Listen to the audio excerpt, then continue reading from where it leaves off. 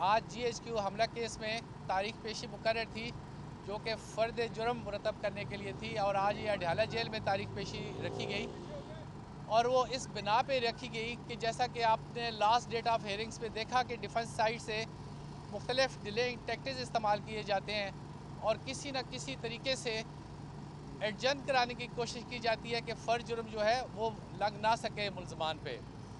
देखिए इसमें 119 के करीब मुलजमान हैं GHQ हमला केस में।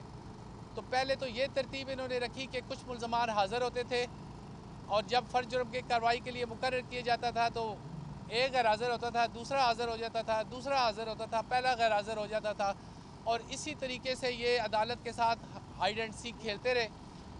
और उसके बाद लास्ट डेट ऑफ हेयरिंग पे हमने ये डिसाइड किया कि इसको चूँकि बानी PTI भी इसमें अक्यूज़ हैं, शाह महमूद कुरैशी साहब भी अक्यूज़ हैं, तो उन सबको तलब करके अडयाला जेल में इसकी प्रोसीडिंग की जाए और जितने मुलजमान हाज़िर होते हैं उन पे चार्ज फ्रेम किया जाए और जो मुलजमान हाज़िर नहीं होते वो जैसे जैसे हाज़िर होते जाएंगे उन पे चार्ज जो है वो फ्रेम होता जाएगा।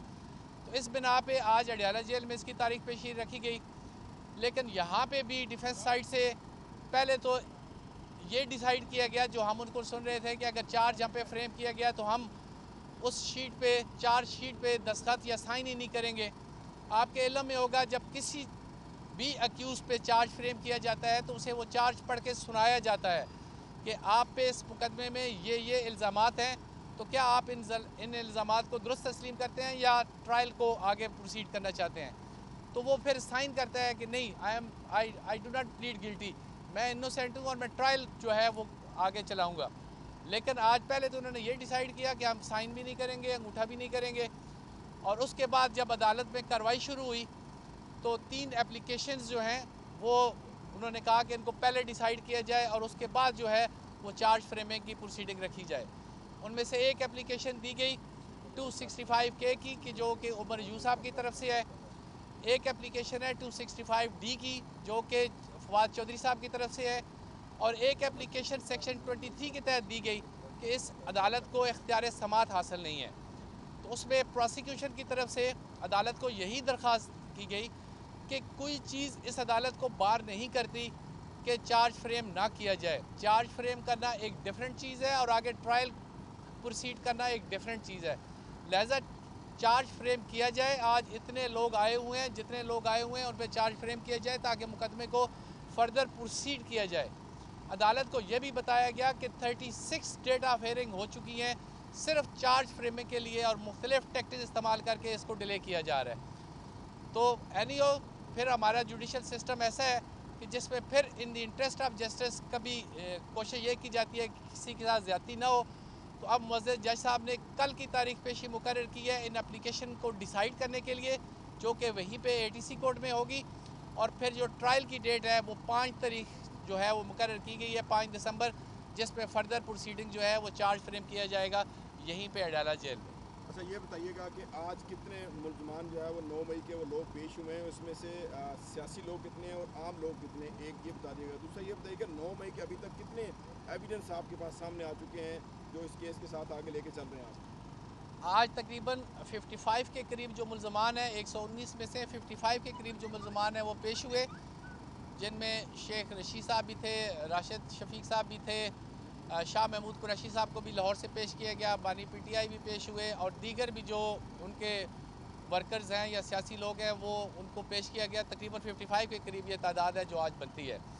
उसके बाद जहाँ तक एविडेंस का ताल्लुक है कि हमारे पास एविडेंस कितनी है, तो प्रोसिक्यूशन के पास काफ़ी एविडेंस है जो कनेक्ट करती है अक्यूज़ को विद कमीशन ऑफ ऑफेंस। देखें, ये एक लास्ट डेट ऑफ हेयरिंग पे भी बताया था, लास्ट मीडिया ब्रीफिंग में भी बताया था कि कोई आदमी ये नहीं कह सकता कि GHQ पे हमला नहीं हुआ। GHQ पे हमला हुआ, उसकी फुटेज मौजूद है, उसकी वीडियोस मौजूद है, उसके चशमदीद गवाहान मौजूद हैं। उन चशमदीद गवाहान ने अपनी स्टेटमेंट दी हुई है 161 की और वो अदालत में ऑफ कोर्स वो पेश होंगे। और आप अगर कहते हैं कि आप इस मुकदमे में बेगुनाह हैं या मुलवस नहीं है तो आप उनको क्रॉस एग्जामिन करेंगे, आप उनसे सच उगलवाएँ, आप अपने आप को बेगुनाह साबित करें। आप इस मुकदमे को क्यों तूल देते हैं? एक तो ये है डायरेक्ट एविडेंस, दूसरी एविडेंस है कॉन्स्पायरेसी के हवाले से। वो भी हमारे पास इतनी इतनी एविडेंस है जो कनेक्ट करती है अक्यूज को with the commission of offence. हमारे पास डायरेक्ट विटनेसेस हैं जो उस ब्रीफिंग में मौजूद थे जहाँ पे ये डिसाइड किया गया कि क्या करना है क्या नहीं करना। भी सारी बातें तो मैं यहाँ नहीं बता सकता, ट्रायल में आपको खुद भी पता चल जाएगा। लेकिन प्रोसिक्यूशन के पास मैं ये समझता हूँ कि काफ़ी एविडेंस है जो कि इन तमाम अक्यूज को कनेक्ट करती है with the commission of offence.